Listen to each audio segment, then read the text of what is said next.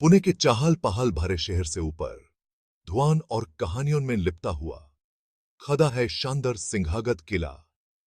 इसके पुराने पत्थर पुराने जुंगों, बहादुर राजाओं और एक ऐसे इतिहास की कहानियां सुनाते हैं जो उतनी ही दिलचस्प है जितना कि यहां से दिखने वाला नजारा।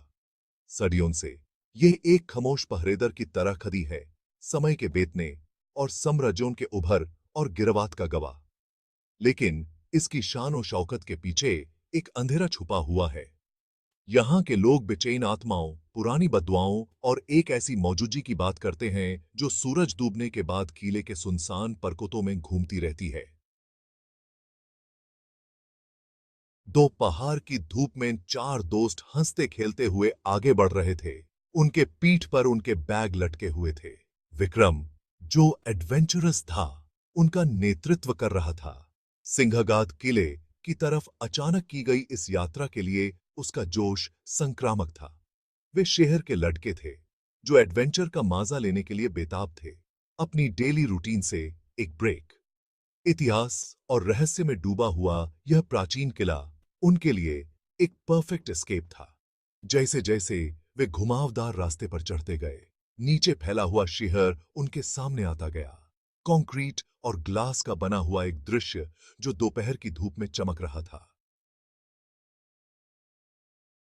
शाम ढलते ढलते आसमान नारंगी और बैंगनी रंग में रंग गया और आखिरकार दोस्त चोटी पर पहुंच ही गए, हांफते हुए लेकिन खुश थे। अनहोने कायले के खंडहरों को खोजा। उनकी हंसी सुनसान प्रांगणों में गूंज रही थी। उनकी कल्पनाएं अतीत की कहानियों से भर गई थीं। अंधेरा होते ही एक घना कोहरा छा गया और उसने किले को एक भयानक खामोशी में डुबो दिया। उनकी पहले की खुशी गायब हो गई और उसकी जगह एक अजीब सी बेचैनी ने ले ली। उन्होंने नीचे उतरने का फैसला किया, लेकिन रास्ता जो कोहरे में डूबा हुआ था बहुत ही खतरनाक था।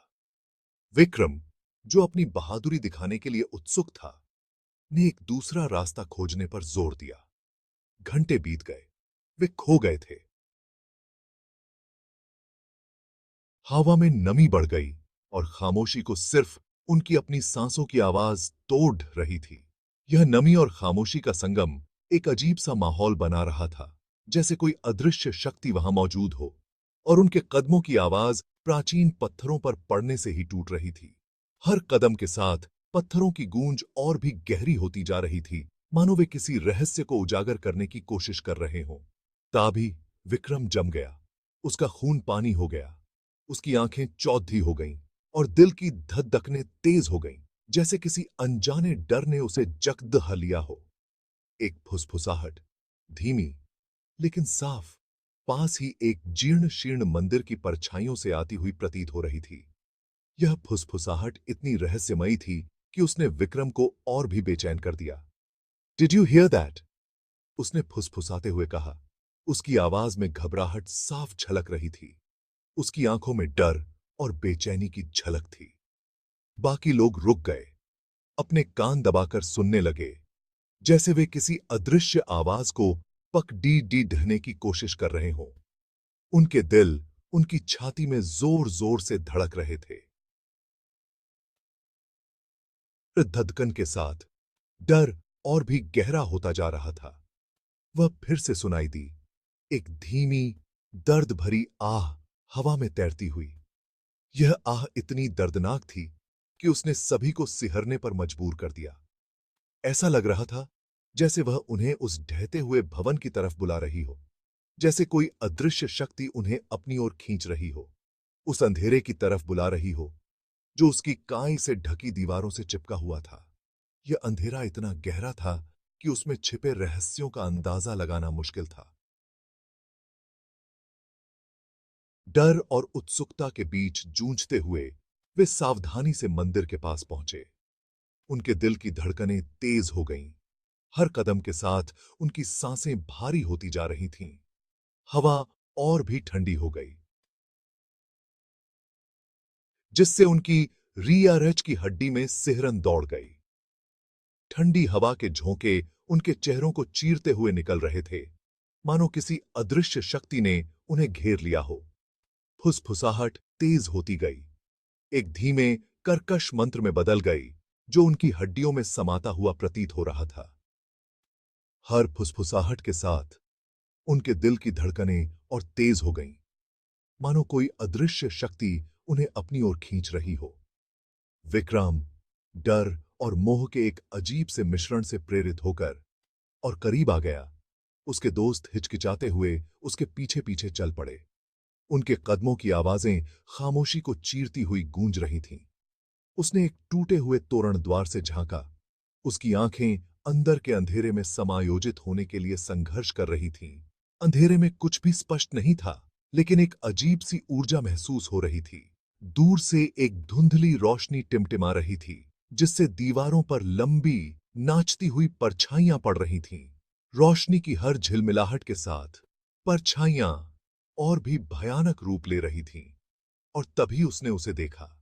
उसकी आंखें चौड़ी हो गईं और उसका दिल एक पल के लिए रुक गया। एक आकृति काले रंग में लिपटी हुई उसकी पीठ उसकी तरफ थी और वह उस भयानक मंत्र पर लयबद्ध तरीके से झूम रही थी। उसकी हर हरकत में एक अजीब सी रहस्यमयता थी, मानो वह किसी प्राचीन रहस्य को उजागर कर रही हो। सेठी विक्रम के अंदर दहशत की लहर दौड़ गई। उसकी आंखों के सामने अंधेरा छा गया और उसके कानों में एक अजीब सी गूंज सुनाई देने लगी। उसकी सांस उसकी छाती में ही अटक गई और उसका दिल एक ड्रम की तरह उसकी पसलियों से टकराने लगा। हर धड़कन के साथ उसका डर और गहरा होता गया। वह आकृति मुड़ी और एक क्षण के लिए टिमटिमाती रोशनी ने उसके चेहरे को रोशन कर दिया। उस पल में विक्रम को लगा जैसे समय थम गया हो। यह एक ऐसा चेहरा था जिस पर दुह की रेखाएं उभरी हुई थीं और जिसे लंबे काले बालों ने फ्रेम किया हुआ था। उसकी आंखों में एक गहरी उदासी और रहस्य छिपा हुआ था। उसकी आंखें चौड़ी और एक अलौकिक रोशनी से भरी हुई विक्रम को छेदती हुई प्रतीत हो रही थीं, जैसे उसकी आत्मा में झांक रही हों। उन आंखों में एक अजीब सी चमक थी जो विक्रम को और भी भयभीत कर रही थी। वह पीछे हट गया। उसके मुंह से एक दबी हुई चीख निकल गई। उसकी टांगें कांप रही थीं और उसे लगा जैसे वह किसी भी क्षण गिर जाएगा। वह आकृति वापस टिमटिमाती रोशनी की तरफ मुड़ गई। मंत्र तेज होता जा रहा था और ज्यादा जोरदार होता जा रहा था। हर शब्द के साथ वातावरण और भी भारी और डरावना हो रहा था। एक आदिम और सर्वग्रासी भय ने विक्रम और उसके दोस्तों को अपनी चपेट में ले लिया। उनके चेहरों पर डर की छाया साफ दिखाई दे रही थी। वे मुड़े और भागे, आंख बंद करके, बेतहाशा। उनका डर उन्हें अंधेरे में आगे धकेल रहा था। हर कदम के साथ उनका डर और भी बढ़ता जा रहा था, जैसे कोई अदृश्य शक्ति उन्हें पीछा कर रही हो। इसे हु बस्ता ससभाही। वे तब तक नहीं रुके जब तक वे एक खुली जगह पर नहीं पहुंच गए। उनके फेफड़े फट रहे थे। उनके पैर राहत के लिए चिल्ला रहे थे। वे ठंडी, सख्त जमीन पर गिर पड़े, हांफते हुए। उनकी आंखें घबराहट से परछाइयों में देख रही थीं, यह उम्मीद करते हुए कि वह आकृति किसी भी पल प्रकट हो सकती है।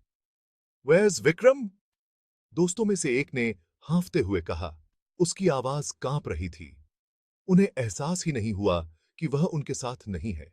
क्या वह गिर गया था? क्या वे उसे पीछे छोड़ आए थे? डर, जो अब अपराध बोध और खौफ से घुला हुआ था, उन पर छा गया। इसके बाद के घंटे एक भयानक धुंधली याद की तरह थे। उन्होंने विक्रम को ढूंढा। उनकी पुकार कोहरे से भरे अंधेरे में अनुत्तरित गूंजती रही। उनकी हिम्मत नहीं हुई कि वे फिर से उस मंदिर के पास जाएं। उस मंत्र और उस आकृति की याद बहुत ताजा थी, बहुत भयानक। जब सुबह की पहली किरणों ने पीछे हटते हुए कोहरे को चीर दिया, तो वे ठोकर खाते हुए रास्ते पर आ गए। उनके ऊपर राहत की लहर दौड़ गई। वे पहाड़ से नीचे उतरे। उनके शरीर थके हुए थे।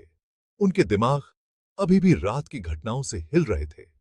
भी रात की घटनाओं से आगे की अहिब्ता आज सिटी की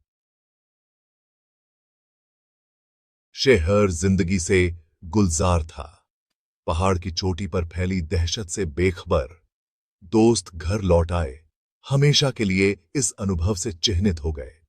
उन्होंने विक्रम के लापता होने की सूचना दी, लेकिन बहुत खोजबीन के बावजूद उसका कोई पता नहीं चला। उस रात की याद, फुसफुसाहटों की, मंत्रों की, मंदिर में मौजूद उस आकृति की उनका पीछा करती रही। वे विक्रम के लापता होने का बोझ, उन अनुत्तरित सवालों को, उस डर को ढोते रहे कि सिंहगाद किले की प्राचीन दीवारों के भीतर कुछ भयानक हुआ था।